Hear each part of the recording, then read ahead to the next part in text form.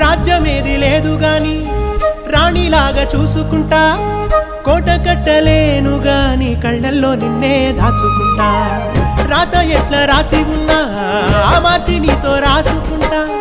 స్వర్గమంటూ ఉన్నదంటే అది నీతోనే ప్రతిరోజు పంచుకుంటా.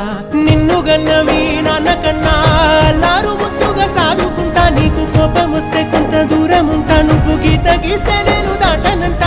కంట నీరు కంటి రెప్ప దాటకుండా కాటుకై కావలుంటా.